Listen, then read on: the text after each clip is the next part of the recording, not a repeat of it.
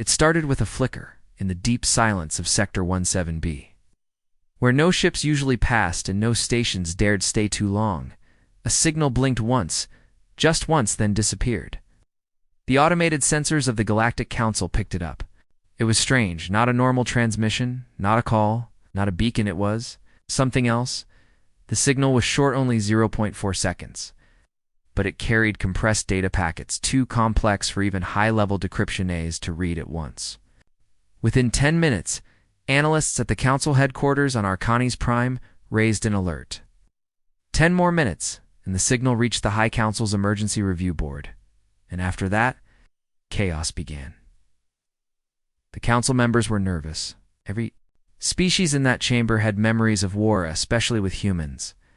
Long ago, Earth had been invited to join the Galactic Union. They had accepted, they had cooperated, but they had always remained different. They moved quietly. They asked too many questions. They built too fast. And worst of all, they remembered everything.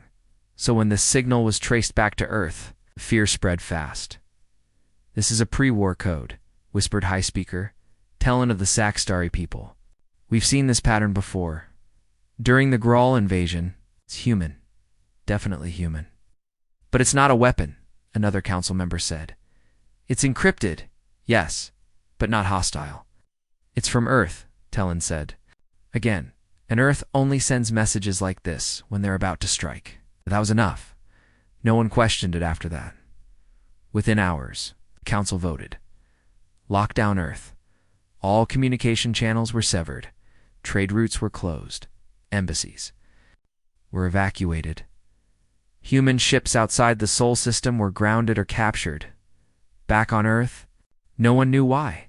In the city of Geneva, within the United Earth Alliance headquarters, a young technician named Mara sat alone in a dim room, watching alerts pop up on her screen.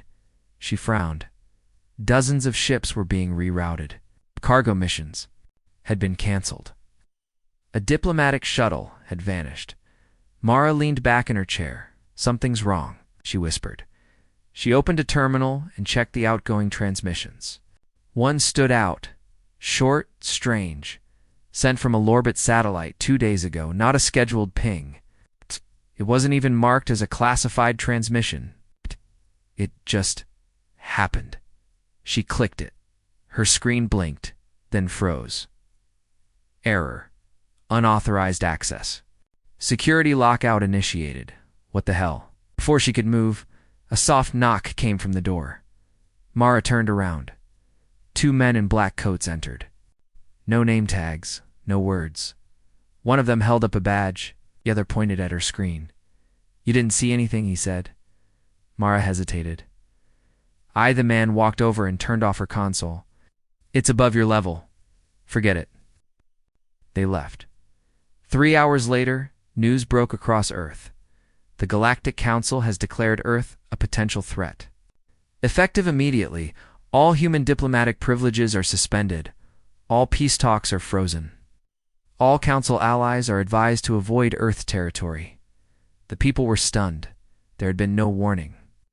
No reason. Even Earth's own leaders appeared confused. Or maybe they were pretending. In an old underground lab deep beneath Tokyo, Dr. Elias Venn stared at a dusty monitor. His hand shook.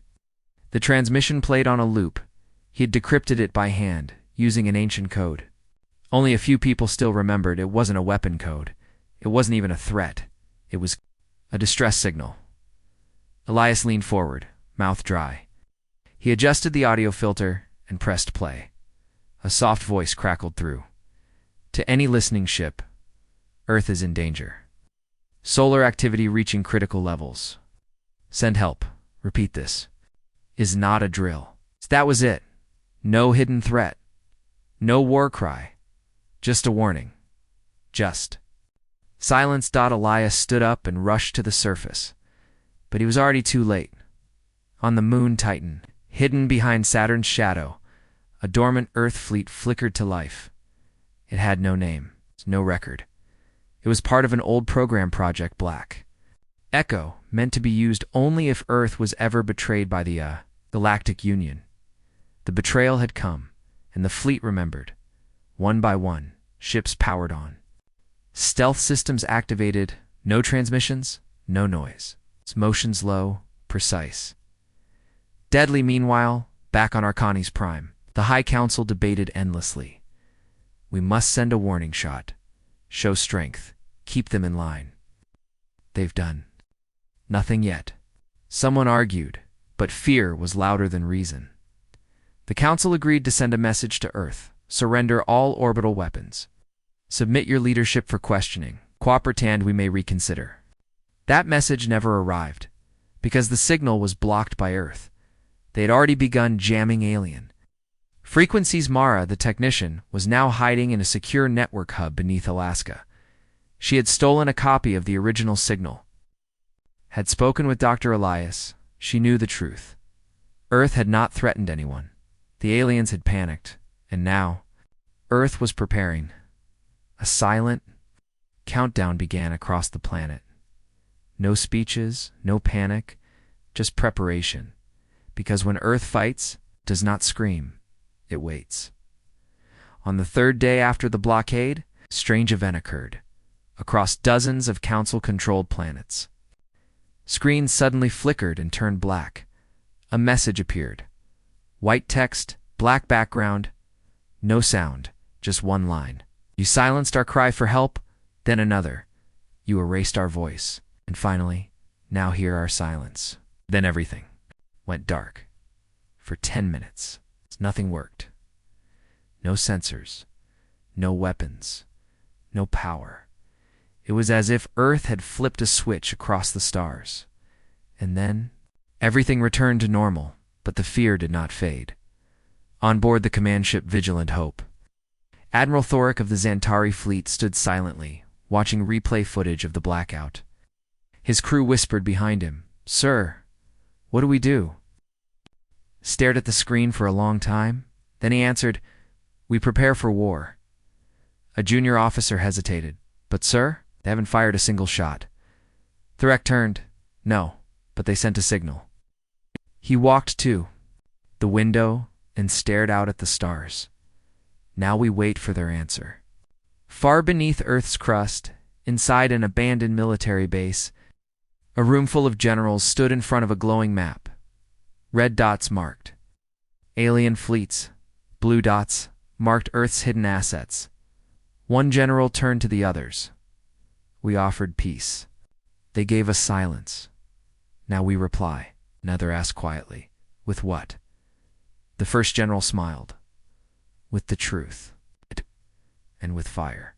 And high above Earth, inside a station no one knew existed, a figure in a black suit pressed a button. A new message was sent. Not a cry for help. Not a warning. Just tamed. The beginning of the end had been marked, and Earth would not be quiet again. The skies above Earth were quiet. No trade ships, no alien transports, no council beacons, just stars. And silence. The Galactic Council had cut everything. They said it was for security. But to the people of Earth, it felt like betrayal. Unity they were promised, the peace they worked for, was gone. Overnight, and yet, the world didn't collapse. Not like they expected. In fact, it got quiet. But not the kind of quiet that comes from defeat. It was the kind of quiet that comes before something dangerous. Inside the Earth Alliance Command in Geneva, President Amara Yulias sat at a long table. Around him were military officers, scientists, diplomats and shadows, the kind of people with no name tags, no past. He looked at the encrypted message one last time. Signal was misunderstood. We asked for help. They called it a threat. He closed the file and leaned back in his chair. "They won't apologize," he said quietly. "They won't admit they overreacted. They'll never say the word sorry." General May Tanaka nodded. "So what do we do?" The president looked up at her. "We prepare quietly. We don't show fear. We don't show anger. We just remember." The city's people watched the news with confusion. There were no explosions, no alien armies, just messages from space stations saying all travel to Earth suspended. Food supplies slowed. Technology repairs stopped, but Earth was used to being alone. They adapted fast. Old factories reopened. Scientists returned to underground labs. Hidden satellites were quietly reactivated, and in the shadows, Project Sentinel began. In a cold, dark hangar deep under Antarctica, engineers stood before an object shaped like a black pyramid. It had no windows, no engines. But it hummed softly, like a machine half asleep. "This is our reply," said Dr. Lian Hu, touching the surface. "Not a weapon, not a bomb. A reminder." "Reminder of what?" asked her assistant. She smiled sadly. "Of what happens when you mistake silence for surrender." Meanwhile, on Mars Station 4, Lieutenant Commander Ray Malik watched the stars through the glass. He was stuck there. His ship had been grounded the moment the Council's order came. No more communications. No resupply. Just a cold message. "Do not return to Earth." Ray didn't obey. He had sent a message home. It was short. "I'm coming back. If they stop me, I'll go through them." Now he waited. In his ship's hangar, engineers worked, silently modifying the engines, upgrading the shields. The red dust of Mars swirled outside. The countdown had begun, back on Earth. Small things began to shift. People stopped asking why. They started asking when. When would the silence break? When would Earth reply? In an old university library, a student named Kieran played a news video on loop. A council speaker was justifying the blockade. Earth's signal was reckless. It threatened galactic security. We had no choice but to respond. Quickly, Kieran shook his head. He wasn't a soldier. He wasn't a leader. But even he could feel that something big was coming. He walked outside and saw a strange sight. Old men training teenagers in parks, mothers teaching children how to track satellites, and graffiti on the walls. We spoke gently. "You slapped us. Never again." Inside a hidden listening post under the Pacific Ocean, 2 human operatives sat in front of dozens of monitors. Alien chatter was rising. On one screen, a nervous ambassador was speaking in whispers. "They haven't answered us, but their silence is loud. They're planning something. I can feel it." On another, a warship captain was shouting at his crew. "Don't enter soul space, not even to scan. I won't risk it if they've gone dark. It's not because they're weak. It's because they're ready." The operatives smiled. Fear was spreading. Earth had said nothing, but they were being heard on the moon's far side. Project Echo was reactivated. It was old. From the first contact era, a system of pulse weapons, stealth platforms, signal interceptors, never used until now. A group of generals watched as the ancient control center lit up. "One console at a time," status report said one. "Stealth field functional. Particle grid at 68%. AI predictive modules online. And the sky shield." A long pause. "Functional. But once we power it up, they'll know." The general nodded slowly. "Then let them know." Meanwhile, on the edge of the solar system, a small alien scout ship drifted near. Neptune. It was cloaked. It didn't send signals. It just listened. But it made a mistake. It blinked. Just once, a frequency humans had learned to watch, and that was enough. Human drone moved silently across space. It didn't fire. It didn't even approach. It just sent one signal. It's observed, logged, ignored, don't return. The scout left in panic. Back on its homeworld, the alien commander made a note in his personal file. Earth is not quiet. Earth is watching. In the council chambers, panic was beginning. They had cut Earth off expecting chaos. Instead, Earth was calm, strangely calm, too calm. Ambassadors debated. One said we should lift the blockade, quietly, let them back into the network, maybe even apologize. Another said no, they're angry. If we back down now, they'll see weakness. The truth was, they were already afraid, and they had no idea what Earth was building in the dark, in a secret facility beneath MT Elgon. In Africa, a machine powered up for the first time in 80 years. It had no name, just a designation. Core 13, a woman in a gray suit stood in front of the massive cylinder. It pulsed with deep blue light. She turned to the engineers. Time. Days to full charge? Is it stable? As stable as the first sun bomb was? She smiled. Good. Then Earth is not broken. 3 days later, President Ilyas appeared on a private human-only broadcast. Only high-clearance officers and commanders saw it. He wore black, no symbols, no flag, just his voice. They called us dangerous. For sending a warning, for asking for help. Now they act like we're the enemy. Let them. We won't start the war. But we won't bow either. This planet stands. Quiet, ready, watching. Gave him a chance to hear us. Now, they'll feel us. Then he looked directly at the camera. Remember? We were silent by choice. Somewhere deep in interstellar space, a council relay station picked up something strange. A ghost signal. Not strong, not clear, but it repeated. 3. Words dot in an ancient Earth dialect, old military code. They translated it. Phase 1 complete. The message sent shockwaves through alien intelligence networks. But they didn't know what it meant. Not yet on Earth. The people waited. Not with fear. With purpose. The world had changed. They had trusted. It extended their hands. And the galaxy had turned its back, but Earth had not fallen. It had grown quiet, strong, and beneath that silence, something was waking. Something old. Something unstoppable. The message had been clear. Earth had chosen peace. Their signal was a warning about a coming solar event, not a weapon, not a threat. But fear had twisted that signal. The Galactic Council called it hostile. They silenced Earth, surrounded the planet, and waited for it to break. But Earth never broke. They grew silent, focused, united. And now, the galaxy would regret ever testing the silence of humanity in the skies above Jupiter. Something moved. A small council scout vessel was flying. Routine patrol when it noticed a strange disturbance, electromagnetic shadows, low-frequency vibrations. The ship's AI flagged it as background noise. But it wasn't. It was a trap. Within seconds, the scout vanished. No explosion, no alarm, no signal, just gone. Its last recorded image. A brief silhouette of a ship, sleek, dark, human, on Arcanes. Prime Council panic had turned into military action.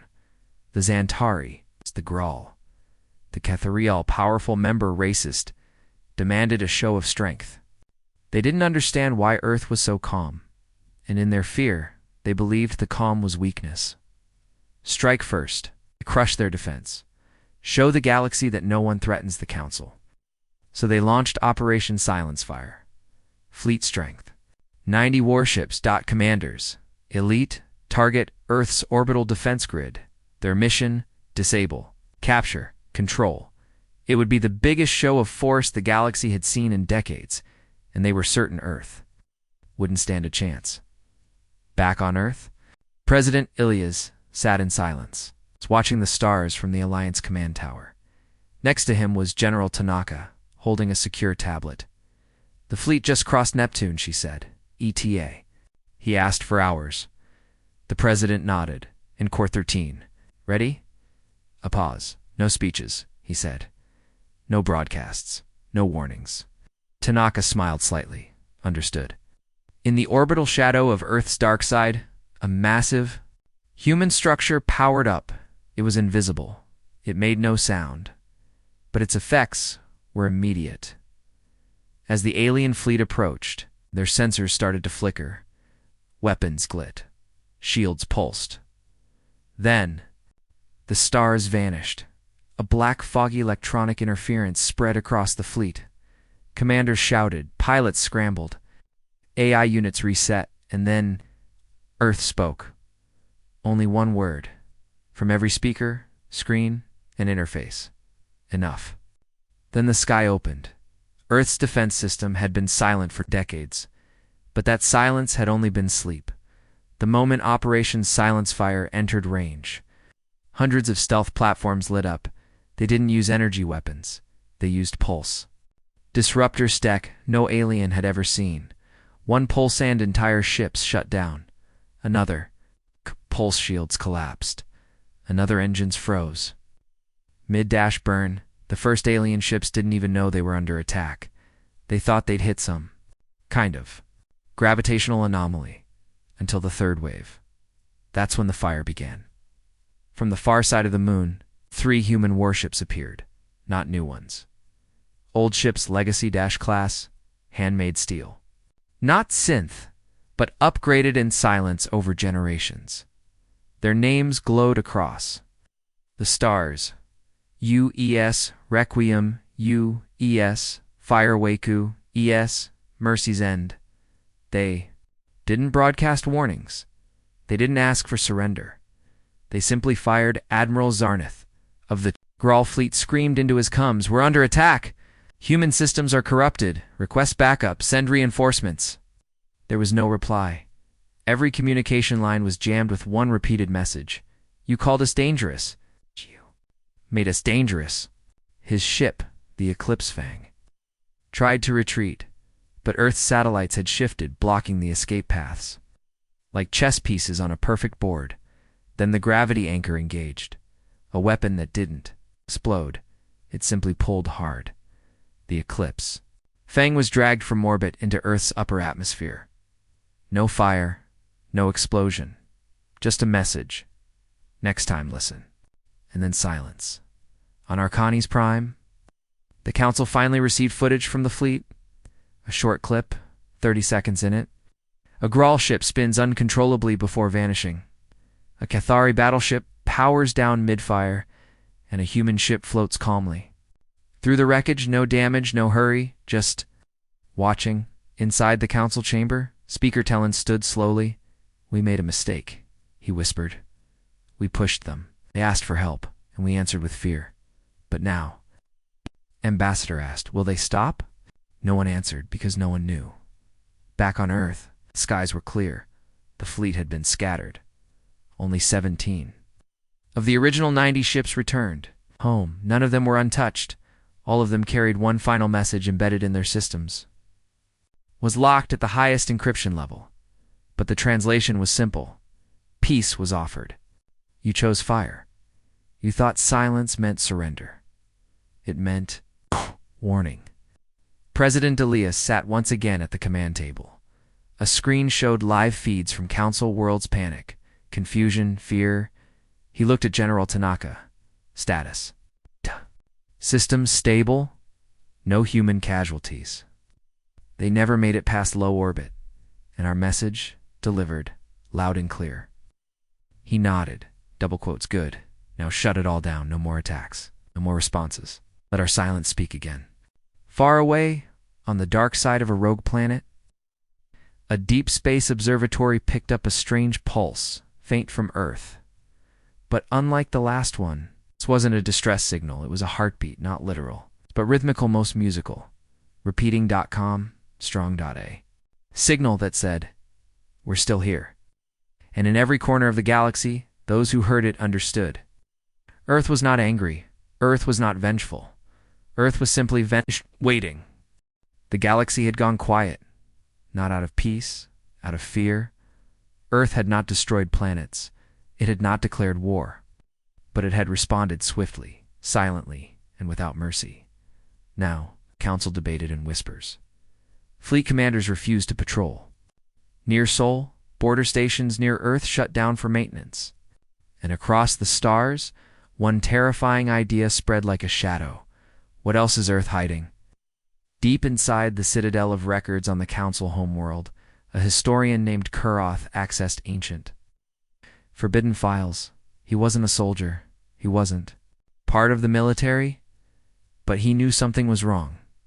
The recent footage of Earth's counterattack, the strange weapons, the silent warships, the complete collapse of the elite alien fleet, none of it made sense. Earth was a mid-level species, he whispered. They only joined 200 cycles ago. How could they do that? Then he found something old, dated before.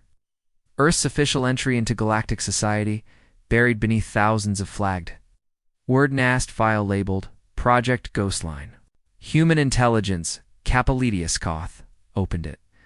What he saw chilled his blood. The file showed Earth's true timeline, not the fake one handed to the Council. According to this file, Earth had achieved faster-than-light travel 40 years before. First contact. They had mapped over 300 dark systems never reported to the Council. They had created stealth ships that didn't reflect any known energy signature. And worst of all, they had observed Council fleets without ever being detected. The file ended with one line. Humanity has chosen silence, not out of weakness. But as a test, Kuroth shut the file. He looked at the empty hallway around him, and suddenly, he felt watched. Far away on a backwater mining planet, a group of alien workers gathered around a broken data screen. The feed was flickering strange. Symbols danced across it. One of them recognized the pattern. "It's soul code," he said. "Old military." They watched as the screen went black. Then a single word appeared, "watching." They didn't speak after that. Most of them packed their things and left the mine by morning back in Sol System. Earth remained silent. No threats, no broadcasts, but movement. Satellites shifted position, derelict ships returned to orbit, and from beneath the Arctic ice, something massive began to rise. They called it Phantom Platform 1. It wasn't a weapon. It wasn't a station. It was something worse. A listener designed to absorb, analyze, and counter any form of alien communication. In simple words, if you spoke near Earth, Earth could hijack your voice. Inside Phantom 1, Commander Kale Reyes monitored signal data with his team. The screen showed alien comes, traffic from 36 species. Most were panicking. Some were planning. A few were threatening. Reyes turned to his lieutenant. "Patch this one through," he said, pointing to a blinking red feed. It was a conversation between two Grawl commanders. "We should strike Earth's colonies. Hit them away from Sol." "No, their colonies went dark months ago. No one knows where they are." Reyes smiled coldly. He typed one line into the system. "Good, let them wonder," and sent a burst. Transmission back along the Grawl signal.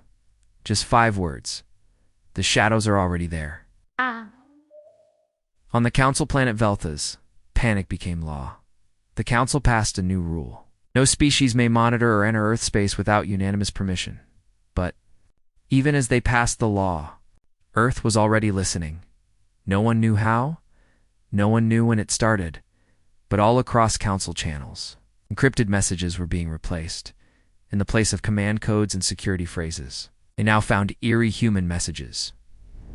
"We saw. You come. You made the first mistake. This is your second." The Council blamed each other. Sabotage, hacking, spies.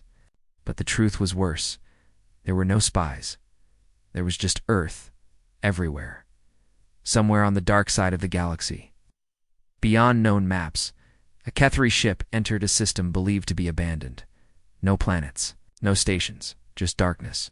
And yet, there was something there. A station, old human dash-made, floating. It's quietly, not powered, not transmitting, just waiting. The Cathari debated what to do. Then the station turned slightly without. Engine set faced them. The crew panicked. They turned to leave, but a final message blinked across every system on the ship. "You ask for silence. Earth gave you shadows." And then the station vanished, gone from sensors. Gone from memory, as if it had never been. On Earth. The president held another quiet meeting. No press, no cameras, just leaders. He spoke one sentence. "Do they understand yet?" General Tanaka shook her head. "No, but they're scared." "Good," the president said. "They should be." He looked at the stars on the screen above. "We offered unity. They chose control. Now they'll face what they tried to cage." Far below, in the jungles of South America, a boy sat outside his village, staring at the night sky. His grandmother sat beside him. "Are the stars still safe?" he asked. She looked up. They were never safe. But now, they're quiet. Why? She smiled. Because Earth spoke, and the stars listened. In a hidden black site buried beneath Luna's crust, a human AI called Whisper finished decrypting Council War records. It found attack plans, spy routes, target lists. Then it did something unusual. It began erasing them. not to protect Earth, but to make sure no one else could learn how Earth fought. Earth's greatest strength was never its ships. It was its memory, and Whisper remembered everything. In the final hours of the week, a strange thing happened across the stars, one by one. Council ships began shutting down their long-range sensors facing Earth. Outposts retracted their arrays. Patrol routes were rerouted away from Sol. No orders, just fear. They no longer wanted to see, because they were afraid of what Earth might see in return. His name was Vale Traka, a Cathari elite, trained in zero-gravity kills, enhanced with neural speed chips. Feared across 5 star systems, the Galactic Council chose him for one reason: to end the Earth problem quietly. No fleets, no wars, just a single strike, one human target, Commander Kale Reyes. The man believed to control Earth's shadow fleet, assassinate him, break Earth's command structure, force them back to the negotiating table. That was the plan, and like all plans made by those who don't understand Earth, it failed badly. Val dropped onto Earth undetected. No ships, no fire. He arrived in a stealth capsule disguised as debris, landed in the old forests of northern Canada quiet, dark and frozen. Within 2 hours, he hacked into old military lines and tracked Reyes' signal to a mobile base, unshielded. No guards outside, just open. "They've grown lazy," he whispered. He approached silently, entered the base, and found it empty. No sound, and no lights, just one screen glowing in the middle of a dark hallway. It said, "We knew you'd come." Then the lights cut off, the doors locked, the floor dropped, and Vale was falling. No gravity, no control, total blackness. For 11 seconds, he felt weightless. Then light returned. He stood inside a room that looked like a mix of human tech and something else, something ancient. Walls shifted like liquid metal, ceiling showed stars, but not from Earth's sky. He wasn't in the base anymore. He wasn't even sure he was on Earth. And that's when a voice echoed. "Welcome to Echo, Deck 0. Commander Kale Reyes didn't appear. No guards did. Instead, Earth showed Vale everything: the war logs, broken peace treaties, the intercepted council messages, the attempts to poison human leadership, the plans to enslave their AI systems, the lies told during peace talks, and then the human response. Vale watched footage of council fleets being dismantled mid-flight, of human stealth satellites parked just above council homeworlds, undetected, of prototype weapons hidden inside asteroids, and Earth never fired first. "Not once. We offered peace," said the voice, "and you answered with blood.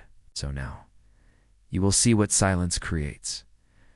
Vale's neural chip began to overheat. He tried to shut his eyes, tried to scream, tried to run, but Earth didn't kill him. Instead, they let him remember every second of every file, every act of betrayal, every lie the council fed him. Then came the final message. "Go back. Tell them what you saw, and tell them this was only the first layer." Vale woke up in his stealth pod, back in space. For hours had passed. His blade was missing. His suit was untouched, but his mind was shattered. He arrived at the council's war chamber 1 week later, silent eyes, glowing strangely. He didn't report. He didn't salute. He just stood still, then whispered, "They aren't what we thought. We created something we don't understand. They were never just humans. They are the consequence." The council tried to restrain him, tried to erase his mind, tried to force a reset, but none of it worked. Vale, no. Longer followed orders. He didn't sleep. He didn't eat. He only repeated one thing to anyone who asked. "I looked into the silence, and the silence looked back." Elsewhere, across the galaxy, strange events began. Council assassins vanished mid-mission. Ever heard from again. Spy. Drones sent to Earth, turned rewritten with human poetry. An entire fleet orbiting Earth reported no contact, no visuals, just static. And in the heart of Council command, one by one, high-ranking officials began to resign. No reason, no threats. They Just left. Why? Because every one of them received a message. No name, no sender, just 3 words. We see you. Back on Earth? Commander Reyes stood near a deep chasm under Phantom Platform 1. General Tanaka walked up beside him. Did he deliver the message? Reyes nodded. He delivered part of it. She raised an eyebrow, and the rest. Yes. Stared into the dark. It's still traveling. In a quiet village on the edge of Mars. Colony 3. The child found an old Earth tablet buried in the sand. It had no charge, no data. But when she touched it, her voice spoke. Remember, peace was the first offer. The child looked up at the stars and smiled. The council finally broke. After failed spies, vanished assassins. In endless silence from Earth they acted. 12 capital warships, 3 dreadnoughts, 7 recon frigates. Ow! Sent to surround the Sol system. No more messages. Ow! No more patience. Just power. They didn't fire. Not yet. They just stood above Earth's orbit like watchers, surrounding the blue planet with glowing weapons and blinking shields. From Earth's surface, they looked like stars that refused to twinkle. The Council issued one simple command. Earth must open communication and surrender all shadow technologies within 12 hours. Or face cleansing protocols. It was broadcast to every human colony, every relay, every moon base, every orbital station. But Earth said nothing. On the lead dreadnought Varelis, Admiral Stenkor paced in front of his officers. They're bluffing, he growled. They want us to panic. What answered? His second in command, Tella, watched the Earth below. It's calm, she whispered. To calm. Kor scoffed. That's because they know it's over. Silence is just surrender without words. But deep down, Tella wasn't sure. Exactly 1 hour before the deadline, something strange happened. The outermost recon ship, Vexlan 4, lost contact. No explosion. No distress call, it was just gone. Sensors showed nothing. No debris, no power trace, no signal echo.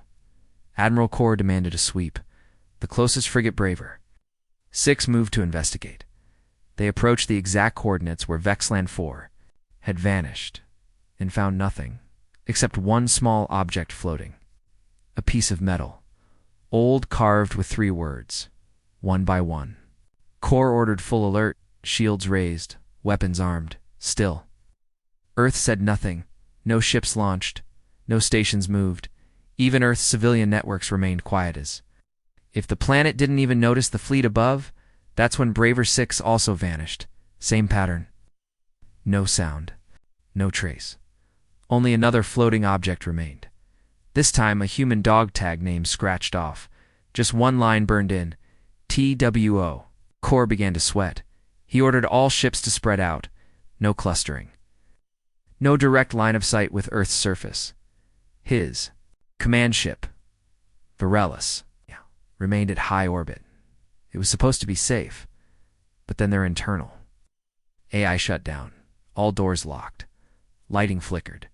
The bridge displays went dark. Except one. It showed Earth's silhouette and a whisper through. The speakers. You watched. You waited. Now you vanish. And just like that, the dreadnought's entire rear engine core melted. No explosion. It folded in on itself. Like gravity tore its heart out. They barely escaped in emergency pods.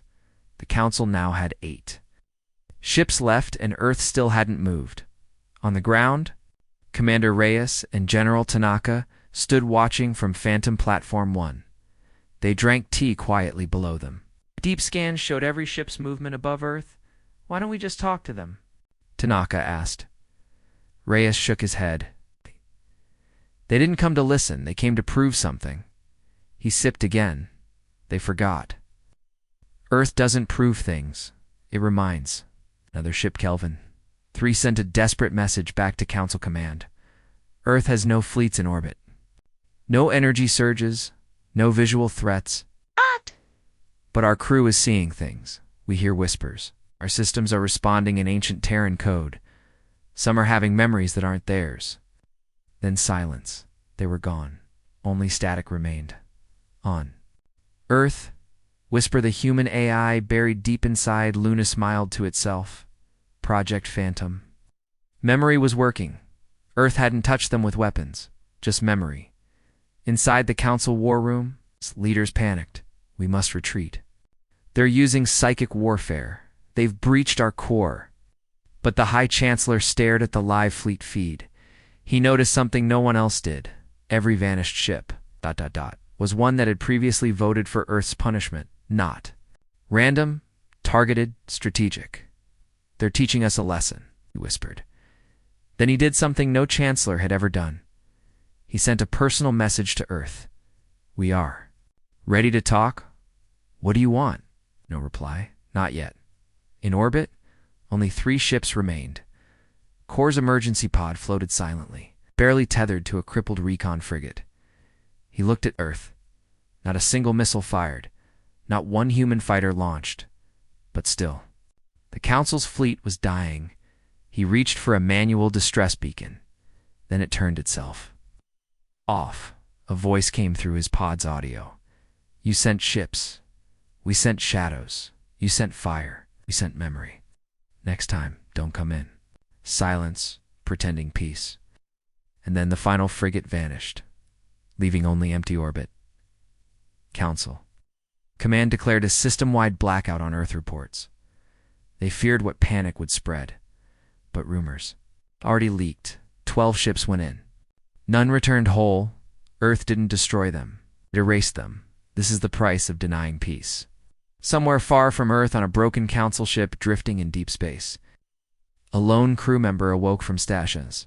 No memory, just 3 words engraved on their chest plate. Tell them nothing. But they would remember in dreams, in echoes, and in the silence between stars. No fleet dared return to Earth. Not after what happened to the 12 warships. Not after whispers spread through council space. Not after broken minds and empty ships floated back with no proof, only fear. But Earth wasn't silent anymore.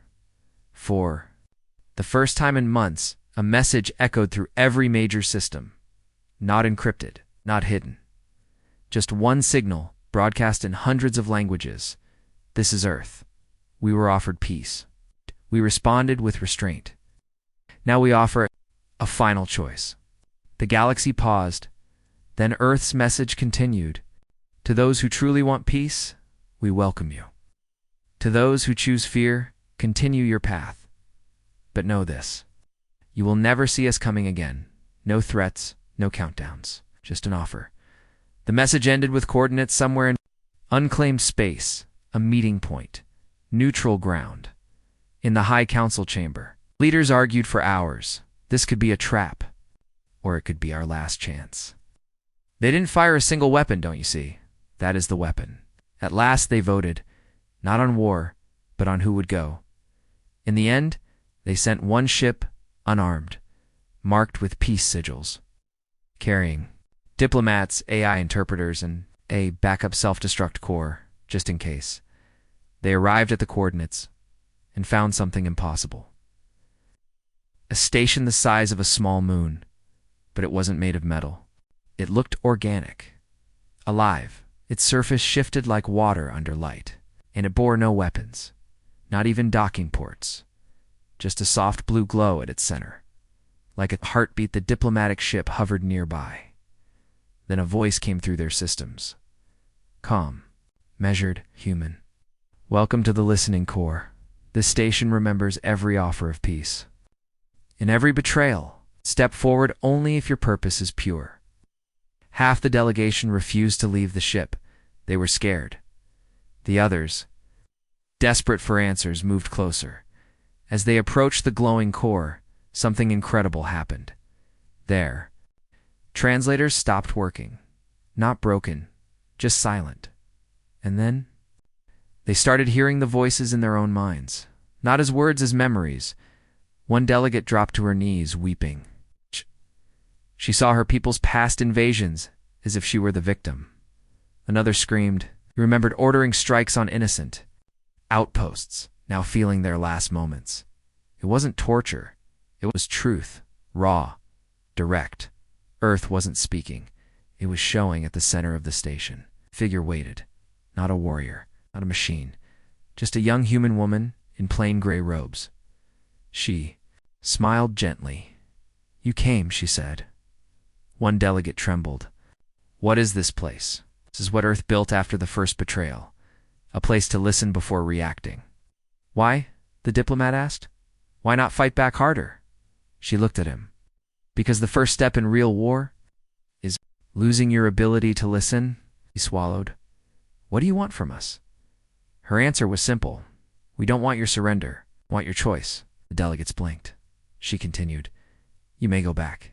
Tell your world's Earth is finished speaking. It will act only when others act, but our eyes will never close again."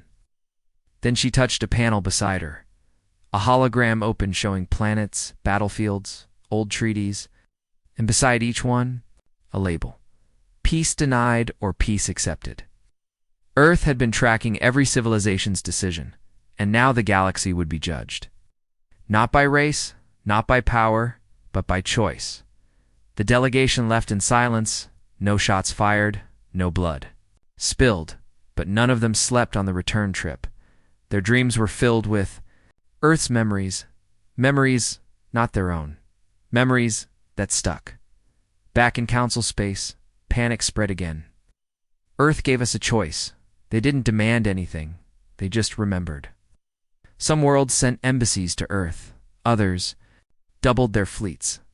Some began to fall into civil unrest, with citizens asking, why did Earth scare us without lifting a weapon?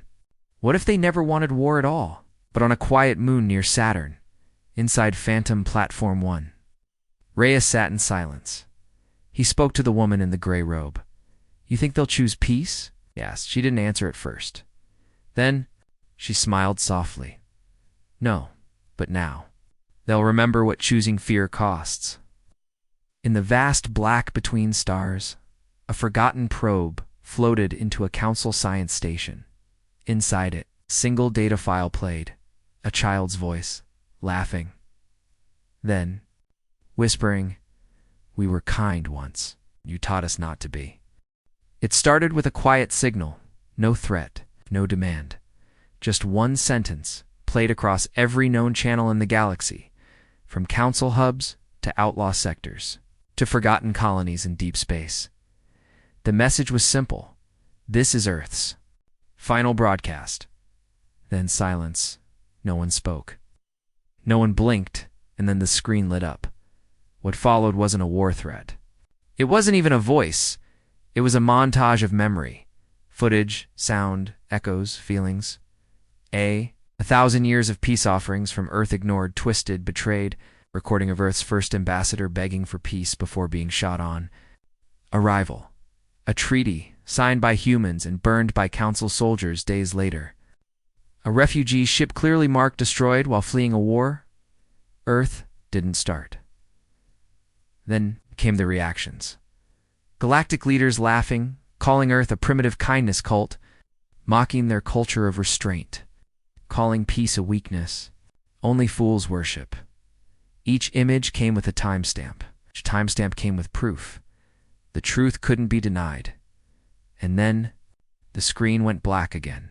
A voice returned, this time calm, human. "Familiar Commander Kale Reyes. We are not your enemy. But we will never be your prey again. You taught us silence is dangerous. You taught us kindness has a limit." Then, behind him, a map appeared. It showed dozens of Earth-controlled systems hidden for years, unknown to the galaxy, fully colonized, heavily defended and ready. While you feared us, we prepared. While you mocked us, we expanded.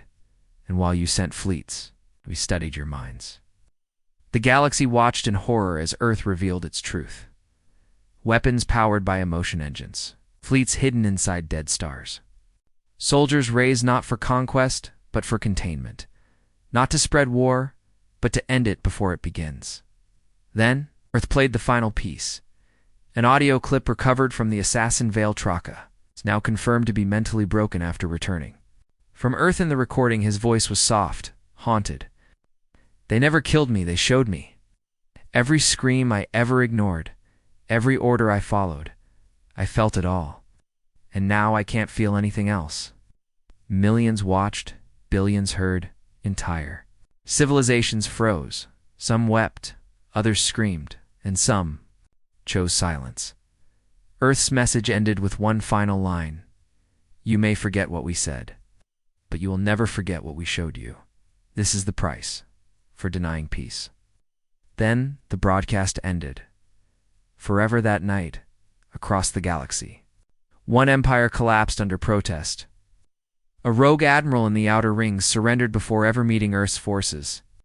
A council prime minister resigned, confessing to 40 years of secret anti-human operations. And in the stars, far from any known system, a single line of code appeared on every AI network at once. Earth is awake. Back on Phantom Platform 1, General Tanaka stared at the now dark screen. That was it? She asked. Reyes nodded. That's all we needed to say, and now. He looked out the window. The stars blinked softly. Somewhere out there, the galaxy was changing, and Earth would never be the same again. Now we wait.